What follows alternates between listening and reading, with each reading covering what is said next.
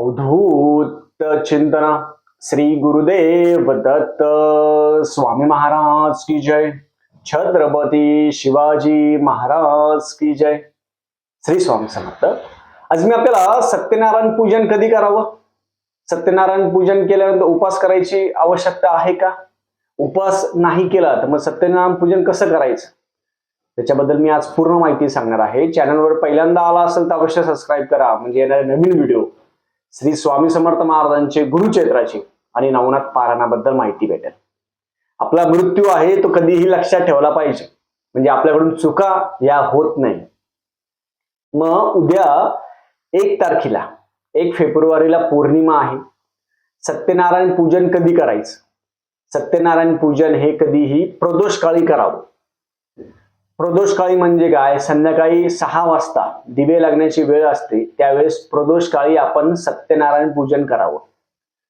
खूप जणांच्या घरामध्ये आर्थिक चणचण असते, कर्जबाजारीपणा असतो, आणि सत्यनारायण भगवान विष्णूंची सेवा आपण जर जास्त प्रमाणात केली तर घरामध्ये वादविवाद, भांडणं, कर्ज असेल, घरामध्ये पैसा टिकत नसेल, त्याचे जे अनुभव आहे, खूप जणांचे अनुभव आहे.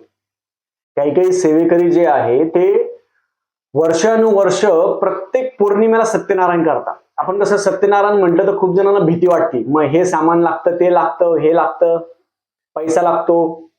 असं काहीच नाहीये. मनामध्ये भाव पाहिजे.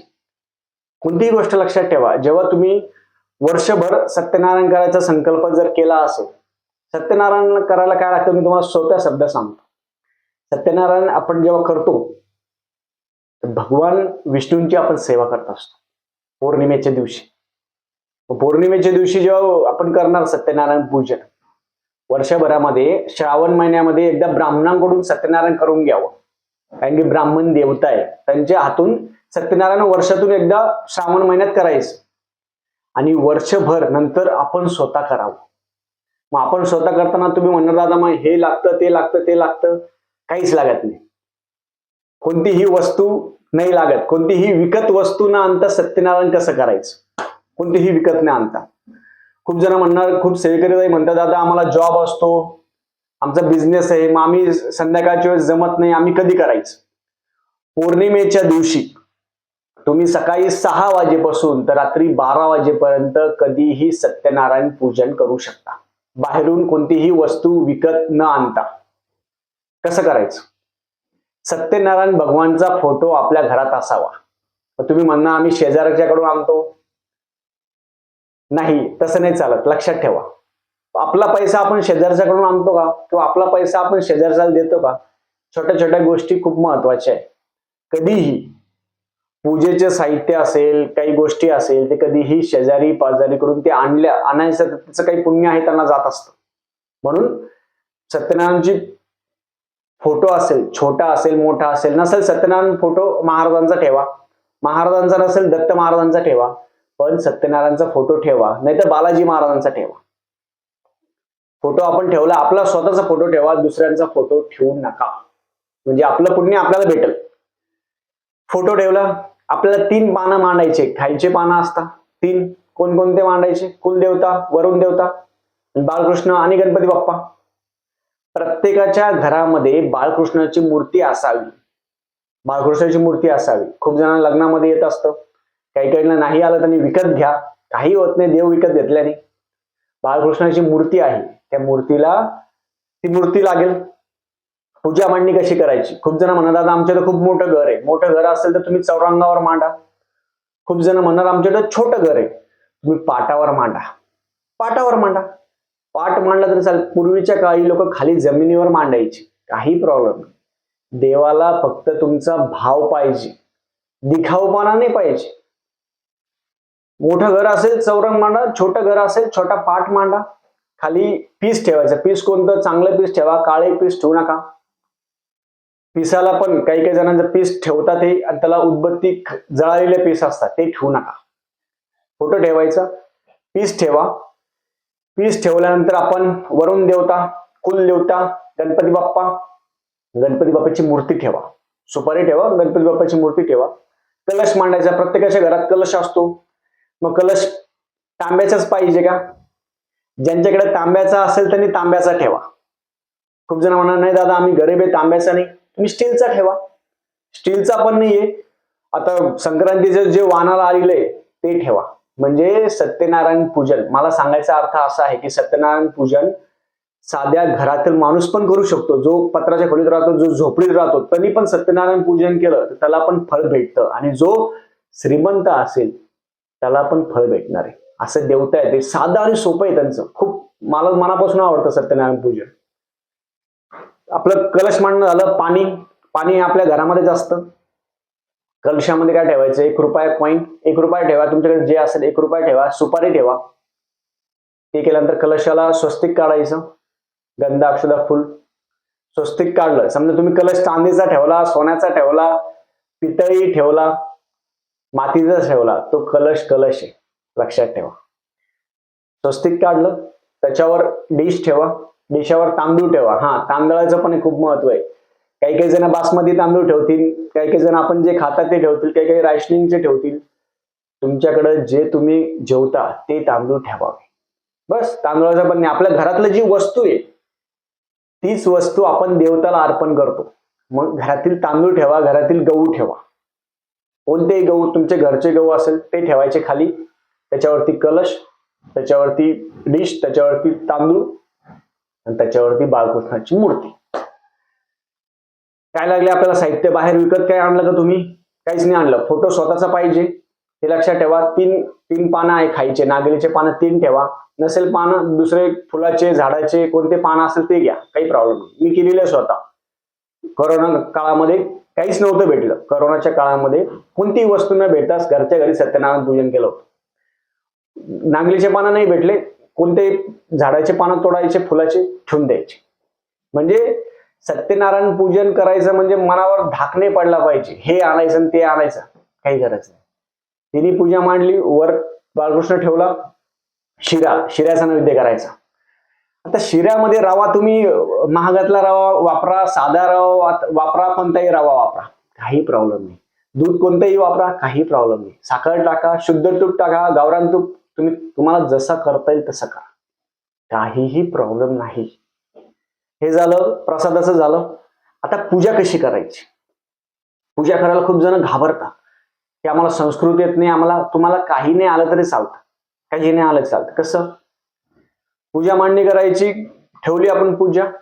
सत्यनारायणची पोथी तुम्ही ती कोणत्याही प्रकाशनाची आणा, काही प्रॉब्लेम नाही, कोणत्याही प्रकाशनाची. सत्यनारायणच्या पूजामध्ये 2 गोष्टी लक्षात ठेवा. सगळ्यात पहिले संकल्प करायचा. संकल्प, हातामध्ये पाणी घ्यायचं. मी हे संकल्प सांगतो तसं साधं सोपं संकल्प करायचं. हातामध्ये पाणी घ्यायचं, तुमचं नाव घ्या, गोत्र घ्या, आणि तुमच्या घरामध्ये आयु, आरोग्य, ऐश्वर, घरामध्ये सुख शांती, अखंड सौभाग्यवती, अपघाती मृत्यू न हो, याच्यासाठी आपण सत्यनारायण पूजन आहे ते करत आहोत. घरातील कर्जबाजारीपणा, अखंड लक्ष्मी राहो, असं म्हणून पाणी सोडून द्यायचं. सगळ्यात पहिले गणपती बाप्पाचा अभिषेक करायचा. अभिषेक म्हटलं तर खूप जण घाबरतात. अभिषेक करायचं म्हणजे काय? त्यांना दूध, पाणी, पंचामृतनी गणपती स्तोत्र, गणपती अथर्वशीर्ष म्हणायचं. ते केल्यानंतर अभिषेक झाल्यानंतर गणपती बाप्पाला हळद आणि कापूरनी चोळायचं, मस्त छान धुवून घ्यायचे ते छानपैकी.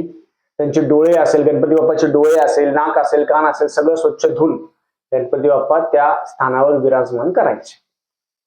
नंतर वरुण देवताला पण गंधाक्षदा फुलवायचं, कुलदेवतेला पण गंधाक्षदा फुलवायचं. नंतर घ्यायचं बाळकृष्णाची मूर्ती. बाळकृष्णाच्या मूर्तीवर श्री सुक्त, पुरुष सुक्त म्हणून अभिषेक करायचा. श्री सुक्त, पुरुष सुक्त नाही येत दादा आम्हाला, आम्ही काय करायचं? ओम विष्णवे नमः, ओम विष्णवे नमः, ओम मधुसूदनाय नमः. भगवान विष्णूंची जी नावं असेल ते मनातल्या मनात म्हणायचे किंवा म्हणून आपण अभिषेक करावा. साधा सोपा, जास्त दर्पण घेऊन सेवा नाही करायची. हे झालं. हे झाल्यानंतर मग आपण बाळकृष्ण तिथं ठेवून द्यायचा. सत्यनारायण फोटोला गंधाक्षरा फुलवायची. हार असेल तर हार घाला. हार घातल्यानंतर आपण ते 5 अध्याय आहे ते 5 अध्याय वाचायचे. तुम्ही म्हणाल एवढीच पूजा का? झाली एवढीच पूजा. 3 आपण जे मानतो, कुलदेवता, वरुण देवता आणि गणपती बाप्पा. परत बाळकृष्णाचा अभिषेक करणं महत्वाचं आहे. बाळकृष्णाचा अभिषेक, गणपती बाप्पाचा अभिषेक, झाल्या या 2 गोष्टी. 5 अध्याय असतात. सत्यनारायण भगवानचे 5 अध्याय वाचावे. ते आपण जो पूजा करतो त्यांनी स्वतः वाचा, मुलांकडून वाचून घ्या. 5 अध्याय वाचन झाल्यानंतर आरती करायची. आरती करताना गणपती बाप्पाची आरती घ्या, बालाजी महाराजांची आरती घ्या, सत्यनारायण भगवानची आरती घ्या, गुरूंची आरती घ्या. हे केल्यानंतर तो शिऱ्याचा प्रसाद ठेवायचा. शिऱ्याचा प्रसाद केल्यानंतर आरती करून घ्यायची. आरती झाल्यानंतर आपण जो नैवेद्य आहे, वरण भात भाजी पोळी जे काही करणार तुम्ही ते समोर दाखवायचं, समोर ठेवायचं. आणि सत्यनारायण भगवान समोर फक्त सेवा पूजा केली म्हणजे झालं का नाही, त्यांच्या समोर व्यंकटेश स्तोत्र 7 वेळा 11 वेळा किंवा 21 वेळा व्यंकटेश स्तोत्र वाचावं, श्रीसुक्त वाचावं, महालक्ष्मी अष्टक वाचावं, सिद्धकुंजिका स्तोत्र वाचावं. हे करायचं. हे तुम्ही पौर्णिमेच्या दिवशी सकाळी 6 वाजेपासून तर रात्री 12 वाजेपर्यंत कधीही करू शकता, काही प्रॉब्लेम नाही. करा. ज्या घरामध्ये सत्यनारायण पूजन होतं तिथे वादविवाद, भांडणं आणि घरामध्ये एक प्रकारची शांती निर्माण होते. एक पूजा, छोटी पूजा केली ना आपण, घरामध्ये एक प्रकारचं शांत आणि वेगळं वातावरण निर्माण होतं बघ, पॉझिटिव्ह वातावरण निर्माण होतं. म्हणून घरामध्ये होम हवन पूजा ही झाली पाहिजे. काही लागलं का आपल्याला सत्यनारायण पूजामध्ये काही विकत आणायची गरज लागली का? काहीच नाही, सगळं घरामध्ये होतं. आणि सत्यनारायण भगवानला हेच आवडतं की जे आहे ना तेच त्यांच्या समोर दाखवायचं. त्याला मोठी पूजा हे लोक जीव घाला असं काहीच नाहीये. तो प्रसाद घरच्या घरी करावा, आपण घरच्या घरी खावा, बस. एवढं साधं आणि सोपं करावं. सत्यनारायण भगवानला एवढं जर केलं ना ते बरोबर आशीर्वाद देतात.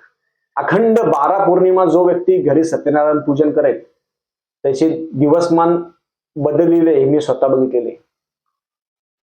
एक सेवेकरी ताईचा अनुभव सांगतो तुम्हाला सत्यनारायण पूजनाबद्दल. त्या सेवेकरी ताईला खरं म्हणजे घरात पैसा नाही, काही नाही, नवरा दारू बिरू प्यायचा, घरात हे नाही व्हायचं, घरात आर्थिक संकट. त्यांनी फोन केला की दादा मला घरात पैसा नाही, काही नाही, कर्जबाजारीपणा, खायला पैसे नाही, काय करावं. मग अशा वेळेस मी म्हटलं की सत्यनारायण पूजन आहे ते करावं. ती म्हणे दादा पैसे नाही, सत्यनारायण पूजनचं खूप मोठ्या गोष्टी लागतात. असं काहीच नाही. त्यांनी साधं सोपं आणलं, साधं सोपं केलं, साधी सोपी पूजा मांडली. हळूहळू दिवस बदलत गेले. आणि 12 पौर्णिमेमध्ये ज्या बाईकडे गहू नव्हते, तांदूळ नव्हते, ज्या बाई त्यांनी 12 पौर्णिमेनंतर 12 पौर्णिमेच्या वेळेस त्यांना सगळ्या गोष्टी प्राप्त झाल्या. हे फक्त श्रद्धा आणि विश्वास ठेवून करायची गोष्ट आहे. असं काहीच नाही. आपल्याला वेळ पाहिजे. आपल्याला आजकाल काही वेळच नाही. मोबाईल बघायला वेळ आहे, सगळ्या गोष्टी बघायला वेळ आहे, पण देवाचं करायला वेळ नाही. म्हणून सगळ्यांनी सत्यनारायण पूजन आहे ते जो महाराजांची सेवा करतो, जो दत्त महाराजांची सेवा करत असेल, स्वामी महाराजांची सेवा करत असेल, तुम्हाला कुठेही भटकायची गरज नाही. आर्थिक चणचण, नोकरी या सगळ्या गोष्टीसाठी एकच उपाय म्हणजे सत्यनारायण पूजन. ते घरच्या घरी आपण स्वतः करावं. झालेली आणि त्याची जी पूजा उचलायची आहे ती दुसऱ्या दिवशी उचलायची. त्याचा मंत्र म्हणून दुसऱ्या दिवशी पूजा उचलायची. पूजा उचलताना सगळ्यात पहिले फोटो आहे तो फोटो बाजूला काढून घ्यायचा. दुसऱ्या दिवशी फोटो काढायचा, फोटो एका ठेवून द्या. कलशातलं पाणी आंघोळीच्या पाण्यात घ्यायचं आणि घरामध्ये शिंपडायचं. हे झालं. तो कॉईन जपून ठेवून द्यायचा आपल्या तिजोरीमध्ये. वरुण देवता, कुलदेवता ची जी सुपारी ती आपल्या तिजोरीमध्ये ठेवून द्यायची. मग पुढच्या वेळेस परत पौर्णिमेच्या सत्यनारायणच्या वेळेस परत ती सुपारी वापरायला घ्यायची. लक्षात ठेवा, हे महत्वाचं. काही जण टाकून देतात याच्यामध्ये, कचऱ्यामध्ये. विड्याचे पानं ठेवले असेल ते तांदूळ म्हणून खाऊन घ्या. तांदूळ आहे ते तांदूळ खाण्याच्या मध्ये तांदूळ टाकून द्यायचे, तांदूळात तांदूळ टाकून द्यायचे. गहू पण गव्हामध्ये टाकून द्यायचे. म्हणजे दुसऱ्या दिवशी जेव्हा आपण पूजा उचलतो तर कोणतीही गोष्ट बाहेर फेकण्यात येत नाही, नाही फेकायची. हार घातला असेल सत्यनारायण भगवानला तो हार आपण आपल्या झाडामध्ये कुंडीमध्ये टाकून द्यायचा. पूजा दुसऱ्या दिवशी उचलून घ्यायची आणि बस उत्तर पूजा करून घ्यायची. दुसऱ्या दिवशी पूजा उचलून घ्यायची. आपल्या घरामध्ये बघा चैतन्याचं वातावरण निर्माण होईल आणि छानपैकी अनुभव येतील. तुम्हाला पण सत्यनारायणचे काही अनुभव आले असेल तर अवश्य कमेंट करून सांगा. झालेली सेवा मी बालाजी महाराजांच्या रुजू करतो. श्री स्वामी समर्थ.